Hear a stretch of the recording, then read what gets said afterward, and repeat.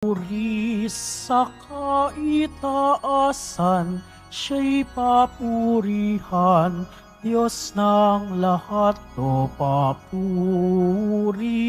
Sa kaitaasan, siya'y papurihan, ngayon at magpakailanman. Umawit ang daigdigan, lahat ng naroroon.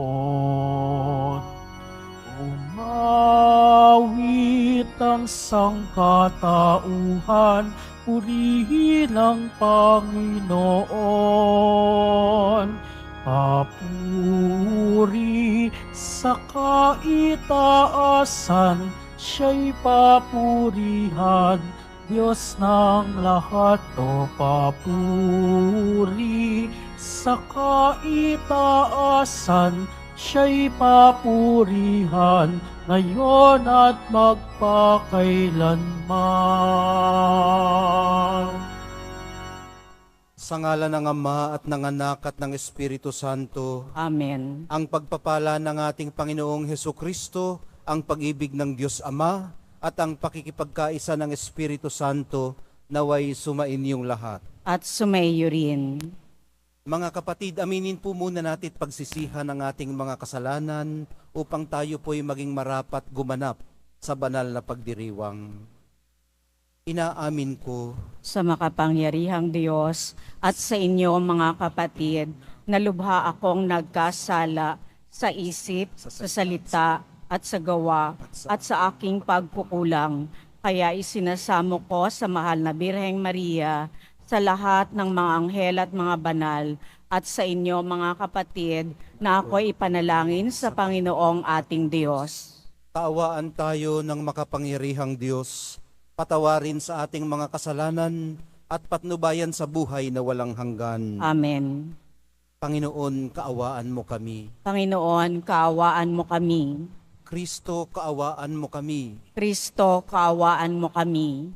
Panginoon, kaawaan mo kami. Panginoon, kaawaan mo kami. Manalangin tayo. Ama naming makapangyarihan, sa iyo nagmumula ang lahat ng kabutihan. Pagbigyan mo ang aming mga kahilingan na iyong patnubay. Ang iyong mga kinalulugdan ay aming mapag-isipan, at sa iyong pag-akay, ang mga ito ay aming magampanan sa pamamagitan ni Hesukristo, kasama ng Espiritu Santo, magpasawalang hanggan. Amen. Magsiupo muna ang lahat. Pagbasa mula sa unang aklat ng mga hari. Noong mga araw na iyon, tinipon ni Akab sa bundok ng Carmelo ang buong bayang Israel at ang kanyang mga propeta. Lumapit si Elias at sinabi sa bayan, "Hanggang kailan pa kayo mag-aalinlangan? Kung ang Panginoon ang tunay na Diyos, siya ang sundin ninyo. At kung si Baal naman, kay Baal kayo maglingkod." Hindi umimik ang bayan. Muling nagsalita si Elias. "Ako na lamang ang natitira sa mga propeta ng Panginoon. Samantala, may 450 ang mga propeta ni Baal. Bigyan niyo kami ng 2 toro.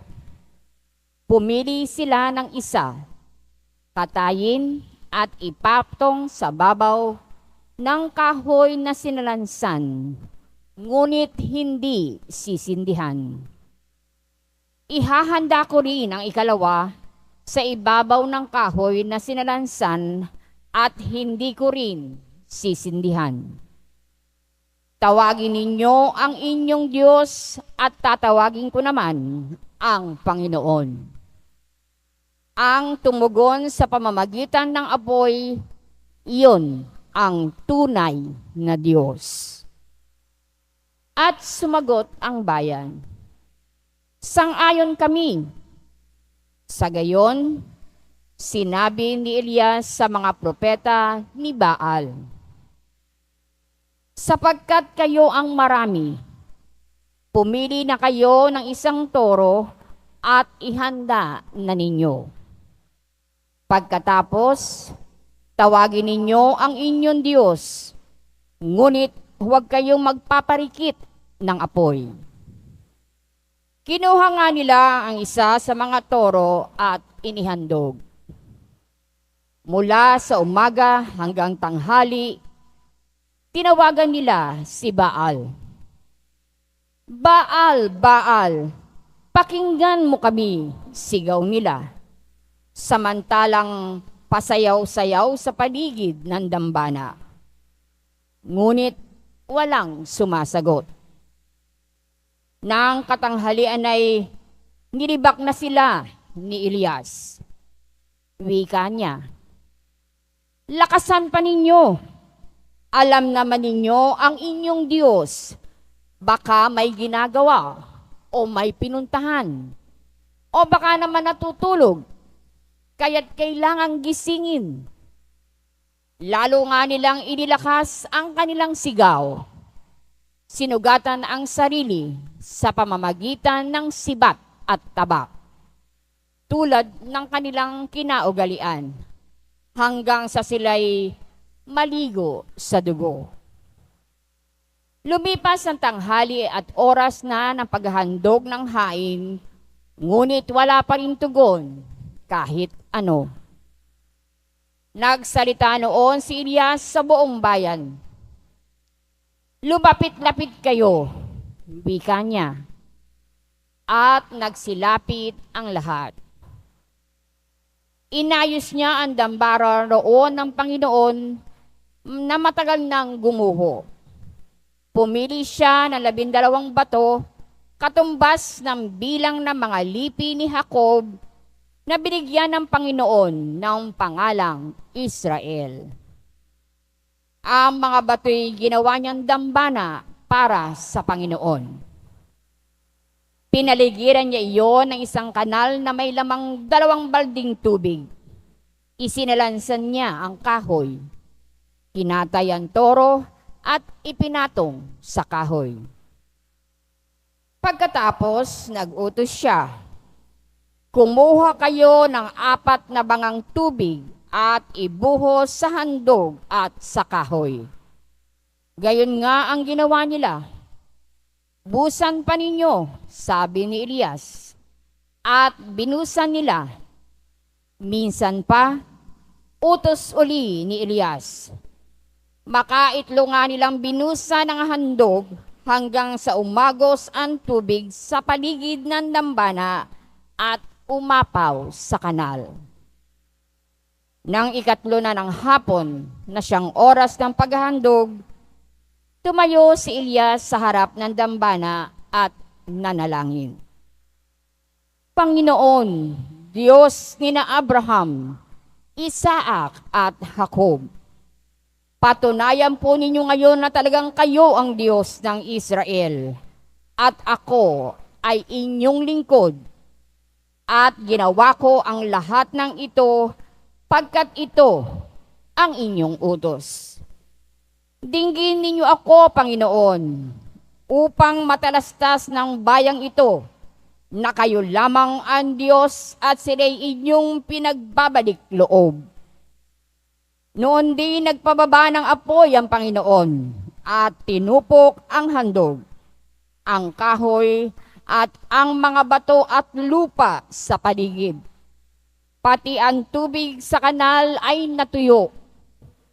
Pagkakita sa nangyari, nagpataripa ang buong bayan at sumigaw, ang Panginoon ang Diyos, ang Panginoon lamang ang Diyos.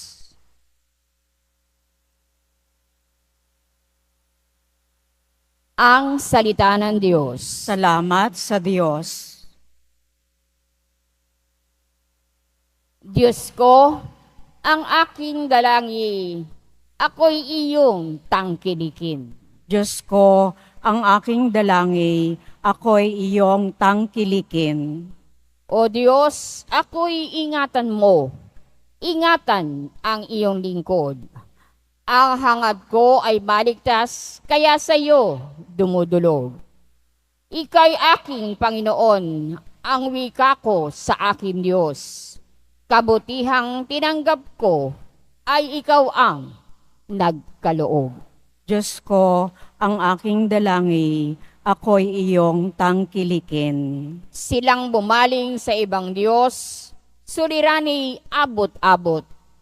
Sa pagsambang gawin nila, ako ay hindi lalaho. Diyos ko, ang aking dalangin, ako'y iyong tangkilikin. Ikaw lamang, o Poong ko, ang lahat sa aking buhay.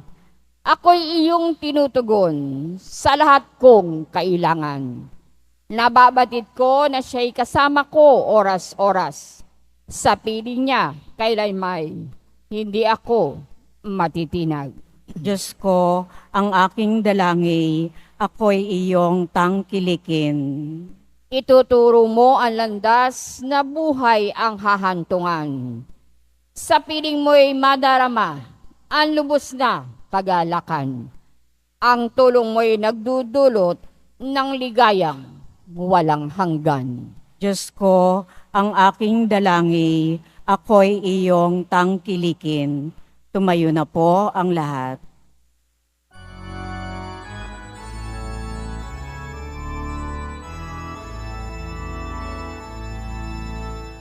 Hallelujah,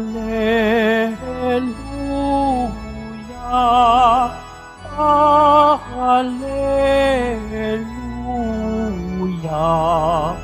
hallelujah,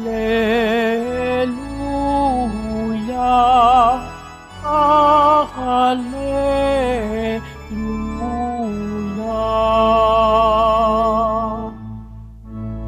Panginoon, ituro mo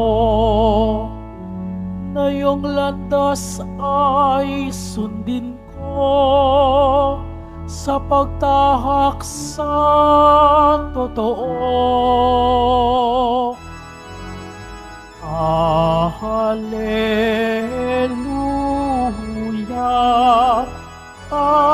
hallelujah, hallelujah,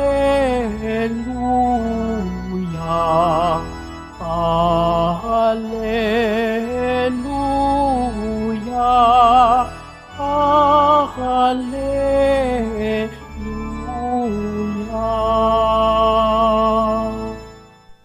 Sumainyo ang Panginoon. At sumayo rin. Ang mabuting balita ng Panginoon ayon kay San Mateo. Papuri sa iyo, Panginoon. Noong panahong iyon, sinabi ni Jesus sa kanyang mga alagad, "Huwag ninyong akalaing naparito ako upang pawalang bisa ang kautusan at ang aral ng mga propeta. Naparito ako hindi upang pawalang bisa, kundi para ipaliwanag at ganapin ang mga iyon. Tandaan ninyo ito, magwawakas ang langit at ang lupa, ngunit ang kaliit-liitang bahagi ng kautusan ay di mawawala ng bisa, hanggat hindi nagaganap ang lahat.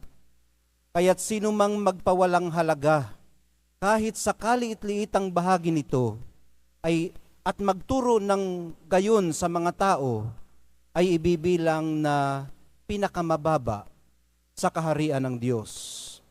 Ngunit ang gumaganap ng kautusan at nagtuturo na tuparin iyon, ay ibibilang na dakila sa kaharian ng Diyos." Ang mabuting balita ng ating kaligtasan. Pinupuri ka namin, Panginoong Heso Kristo. Magsiupo muna ang lahat. Good afternoon po sa inyong lahat. Umaalingaw-ngaw sa pandinig ang huling linya ng ebanghelyo natin ngayon.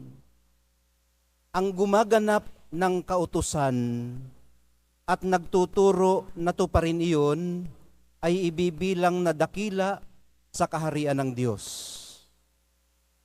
Gayon din naman, ang sinumang magpawalang halaga, kahit sa kaliit-liitang bahagi nito, at magturo ng ganun sa mga tao, ay ibibilang sa pinakamababa sa kaharian ng Diyos. Maliwanag po nating nakita ito sa propeta ng Diyos na si Elias at sa mga propeta ni Baal sa unang pagbasa. Napahiya tuloy ang mga sumasamba sa Diyos-Diyosan. Sa pamamagitan ni propeta Elias, hayag na nangusap ang tunay na Diyos sa kanila. Sa madaling sabi, mga kapatid, nagko-communicate po sa atin ang Diyos sa mga paraang alam niyang makatutugon tayo.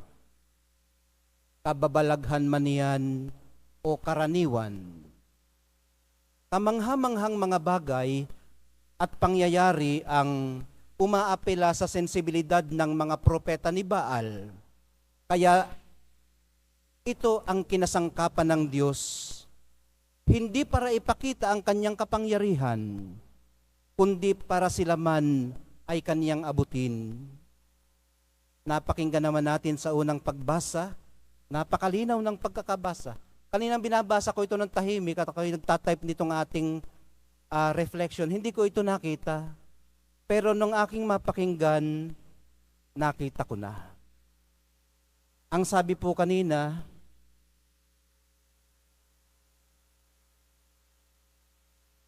dingginin niyo ako, Panginoon, si Elias po itong nagsasalita, upang matalastas ng bayang ito na kayo lamang ang Diyos at sila'y inyong pinagbabalik loob.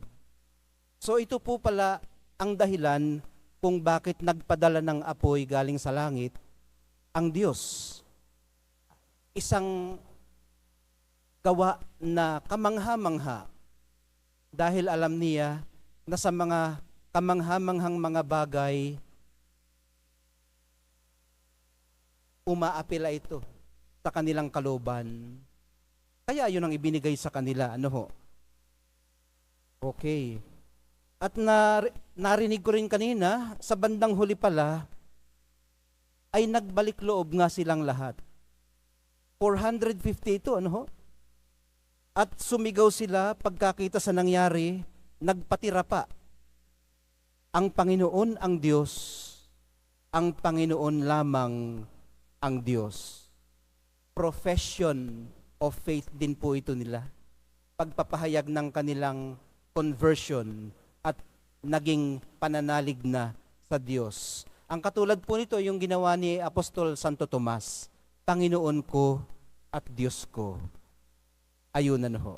Okay, balikan natin ito. Itong ating homilya.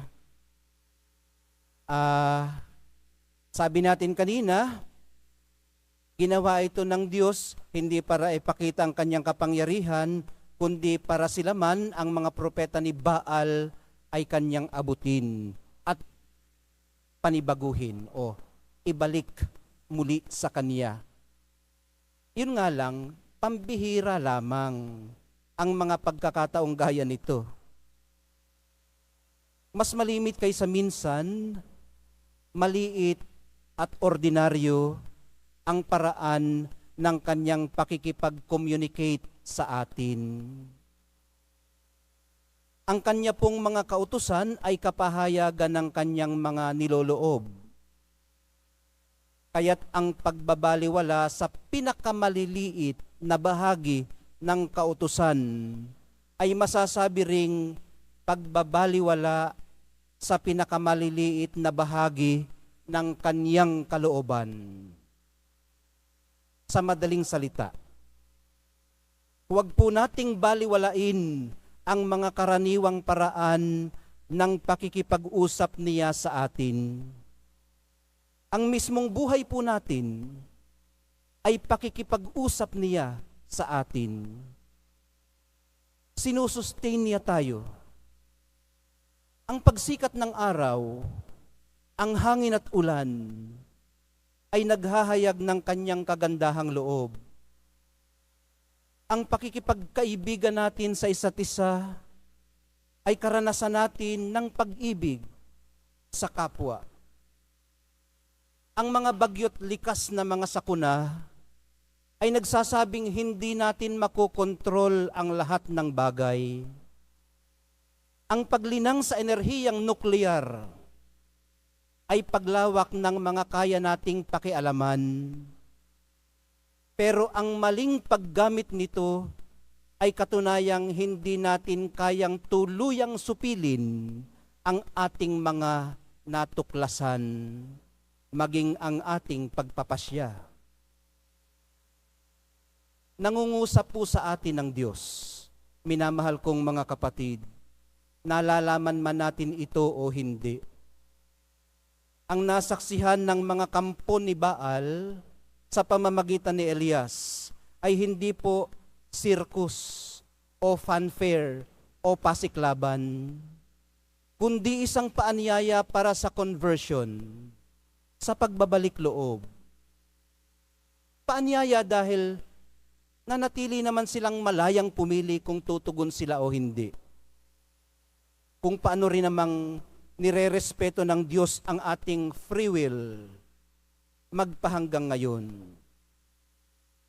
Pero kung tayo po'y tutugon, at kung tutugon tayo ng naaayon sa kanyang kalooban, marirealize po nating nagnanais siyang makipag-ugnayan sa atin. At pag namalaya natin ang kanyang paanyaya, maaaring hindi tayo mapapakali hanggat hindi natin ito natutugunan. Hindi tayo mapapahinga hanggat hindi natin siya nasusumpungan. Ihatid nawa tayo ng Espiritu Santo sa biyayang ito ng pakikipagtagpo sa Kanya. Mamalaya nawa natin ang iba't ibang paraang ginagamit niya para abutin tayo. Sa mga sitwasyong alam niyang tayo ay makatutugon, nagre-reach out po siya sa atin. Pagtuunan lamang natin siya ng pansin.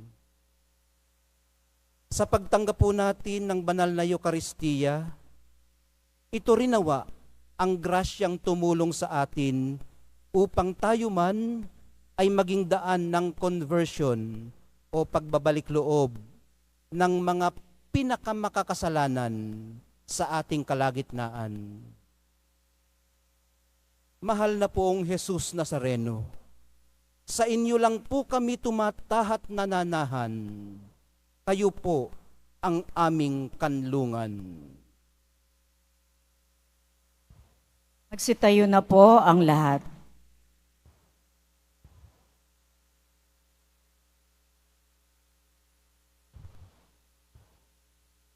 Minamahal kong mga kapatid, ipinapangako ng Diyos ang kaligayahan sa mga sumusunod sa kanyang mga batas at sa mga naghahangad sa kanya ng buong puso.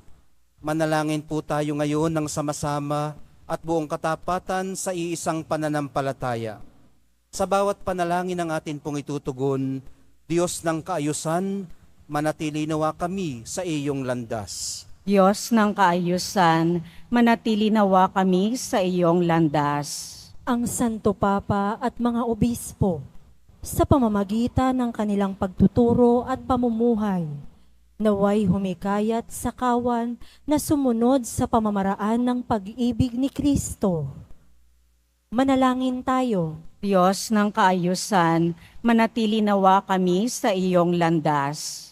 Ang mga pamilya ng mga bansa, naway higit na magsumikap at maging masigasig upang makamit ang kapayapaan at matatag na papanatili ito.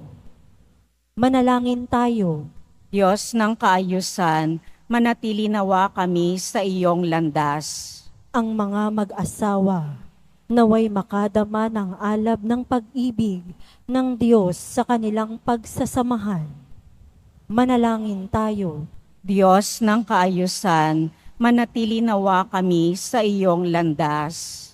Ang mga may sakit at mga matatanda, naway lumakas ang kalooban sa pamamagitan ng mga salitang nakaaaliw at may katiyakan mula sa mga kumakalinga sa kanila. Manalangin tayo.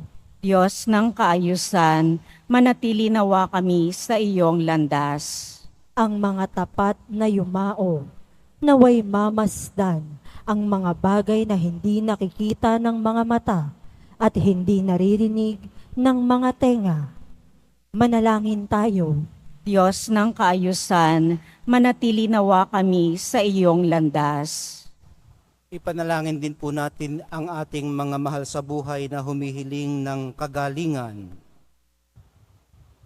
Pati na rin po yung ating mga personal na intensyon.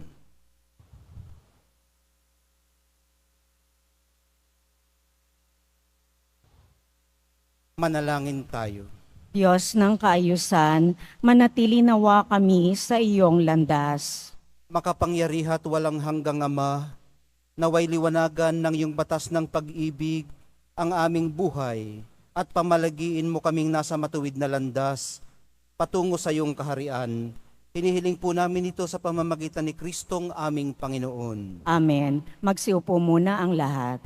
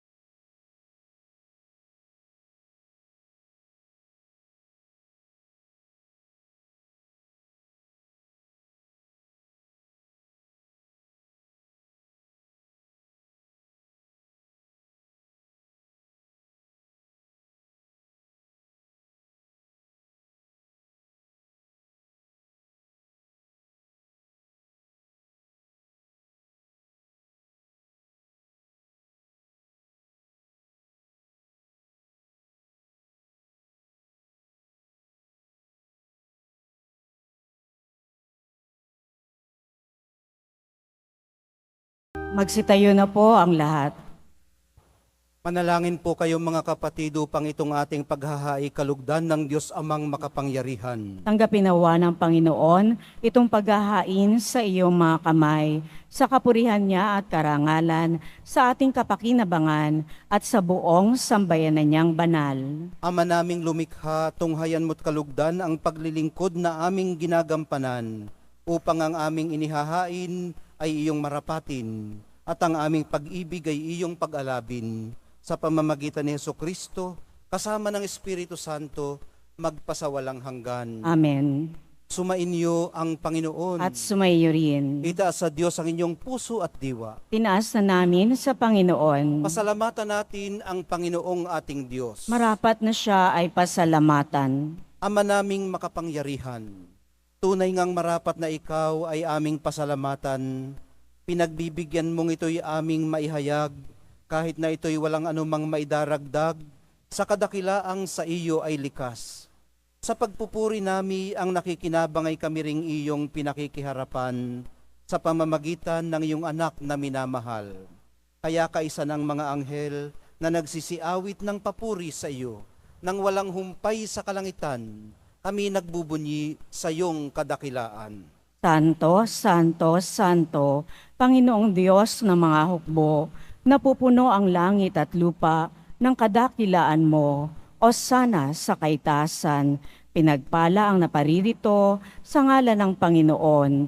O sana sa kaitasan, lumuhod po ang lahat. Ama naming banal, ikaw ang bukal ng tanang kabanalan, kaya't sa pamamagitan ng iyong Espiritu, gawin mong banal ang mga kaloob na ito, upang para sa amin maging katawan at dugo ng aming Panginoong Hesukristo. Bago niya pinagtiis ang kusang loob na maging handog, hinawakan niya ang tinapay, pinasalamatan kaniya. Pinaghati-hati niya iyon, iniabot sa kanyang mga alagad at sinabi, "Tanggapin ninyong lahat ito at kanin. Ito ang aking katawan na ihahandog para sa inyo."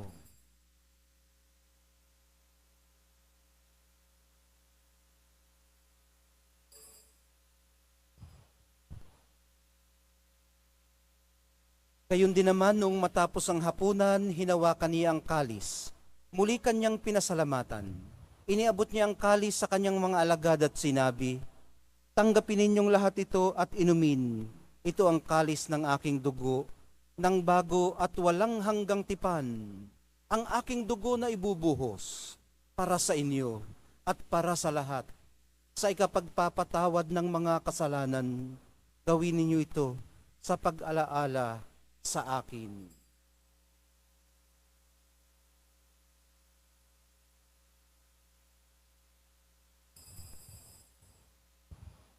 Magsitayo na po ang lahat. Ipagbunyi natin ang misteryo ng pananampalataya. Si Kristo'y namatay, si Kristo'y nabuhay, si Kristo'y babalik sa wakas ng panahon. Ama, ginagawa namin ngayon ang pag-alala sa pagkamatay at muling pagkabuhay ng iyong anak. Kaya't iniaalay namin sa iyo ang tinapay na nagbibigay buhay at ang kalis na nagkakaloob ng kaligtasan. Kami nagpapasalamat dahil kami iyong minarapat na tumayo sa harap mo para maglingkod sa iyo. Isinasamo namin kaming magsasalo-salo sa katawan at dugo ni Kristo ay mabuklod sa pagkakaisa sa pamamagitan ng Espiritu Santo. Ama, lingapin mo ang iyong simbahang laganap sa buong daigdig. Puspusin mo kami sa pag-ibig, kaisa ni Francisco na aming Santo Papa at ni Jose na aming Obispot ng Tanang Kaparian. Alalahanin mo rin ang mga kapatid naming nahimlay, nang may pag-asang sila'y muling mabubuhay, gayon din ang lahat ng mga pumanaw. Kaawaan mo sila't patuloyin sa iyong kaliwanagan. Kaawaan mo't pagindapatin kaming lahat na makasalo sa iyong buhay na walang wakas.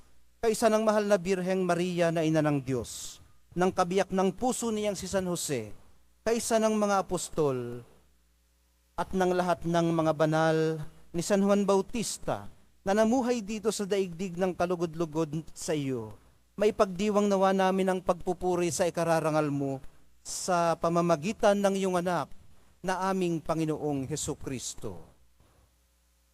Sa pamamagitan ni Kristo kasama niya at sa Kanya, ang lahat ng parangal at papuri ay sa iyo, Diyos Amang makapangyarihan, kasama ng Espiritu Santo, magpasawalang hanggan. Amen. Sa tagubili ng mga nakagagaling na utos at sa turo ni Jesus na Panginoon natin at Diyos, ipahayag po natin ang lakas loob.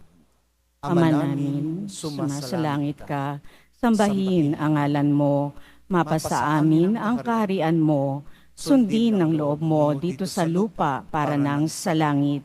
Bigyan mo kami ngayon ng aming kakanin sa araw-araw at patawarin mo kami sa aming mga sala para nang pagpapatawad namin sa nagkakasala sa amin at huwag mo kaming ipahintulot sa tukso at iadya mo kami sa lahat ng masama. Hinihiling po namin kami iadya sa lahat ng masama, pagkalooban ng kapayapaan araw-araw, iligtas sa kasalanan at ilayo sa lahat ng kapahamakan, samantalang aming pinananabikan ang dakilang araw ng pagpapahayag ng tagapagligtas naming si Hesukristo. Sapagkat iyo ang kaharian at ang kapangyarihan at ang kapurihan magpakailanman. Amen. Panginoong Hesukristo, sinabi mo sa iyong mga apostol, kapayapaan ang iniiwan ko sa inyo, ang aking kapayapaan ang ibinibigay ko sa inyo. Tunghayan mo ng aming pananampalataya at huwag ang aming pagkakasala. Pagkalooban mo kami ng kapayapa at pagkakaisa ayon sa iyong kalooban, kasama ng Espiritu Santo, magpasawalang hanggan. Amen. Ang kapayapaan ng Panginoon ay laging sumainyo. At sumayo rin. Magbigayan po kayo ng kapayapaan sa isa't isa.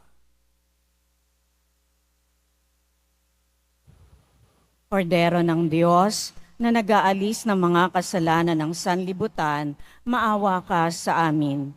Kordero ng Diyos, na nag-aalis ng mga kasalanan ng sanlibutan, maawa ka sa amin. Kordero ng Diyos, na nag-aalis ng mga kasalanan ng sanlibutan, ipagkaloob mo sa amin ang kapayapaan. Lumuhod po ang lahat.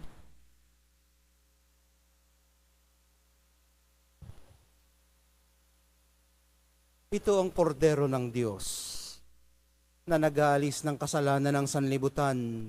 Mapalad ang mga inaanyayahan sa piging ng kordero. Panginoon, hindi ako karapat-dapat na magpatuloy sa iyo, ngunit sa isang salita mo lamang ay gagaling na ako.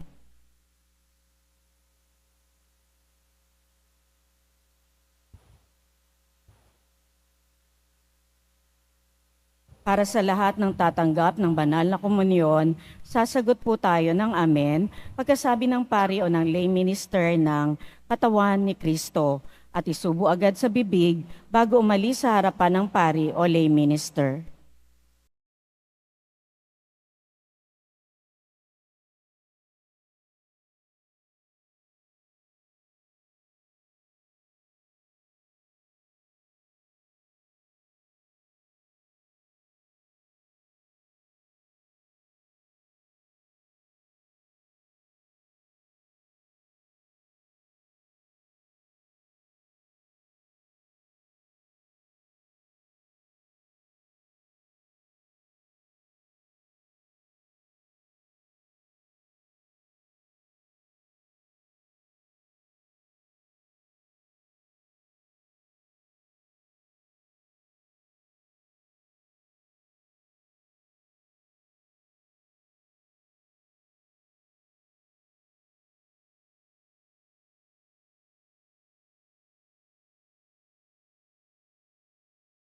Tumayo na po ang lahat.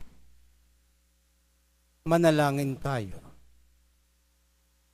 Ama naming mapagmahal, ang pagganap sa iyong pagbibigay kagalingan ay pumawi nawa sa aming mga nagawang pagsuway at magdulot ng iyong mga kinalulugdan sa pamamagitan ni Hesukristo kasama ng Espiritu Santo magpasawalang hanggan. Amen.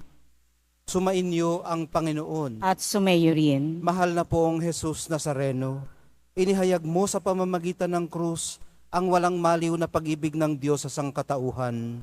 Pakinggan mo ang kahilingan ng iyong angkan na nagsusumamo sa iyo. Makamtanawa nila ang inyong katugunan at tanggapin ang kasagutan na may utang na loob na tinatanaw. Pasbasan din po ninyo ang mga daladala nilang mga imahen at dasalan. Sa pamamagitan ng bendisyon na ito, naway maalala nila ang mga pangako nila noon sa binyag na ikaw ang kanilang ibig at paglilingkuran bilang Panginoon magpasawalang hanggan. Amen. At pagpalain kayong lahat ng makapangyarihang Diyos, Ama, Anak, at Espiritu Santo. Amen. Pumayo kayong taglay ang kapayapaan ng poong Jesus Nazareno. Salamat sa Diyos.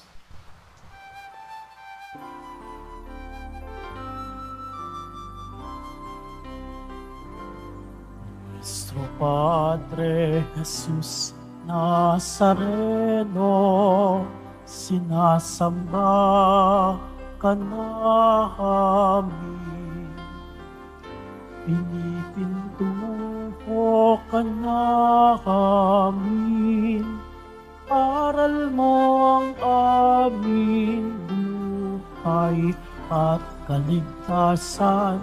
Nuestro Padre Jesus Nazareno, iligtas mo kami sa kasalanan. Ang krus mong pinamatayan ay sagisag ng aming kaligtasan. Nuestro Padre Jesus Nazareno, dinarangal ka namin. Nuestro Padre Jesus Nazareno, niluluwalhati ka namin. Nuestro Padre Jesus Nazareno, dinarangal ka namin. Nuestro Padre Jesus Nazareno, niluluwalhati ka namin.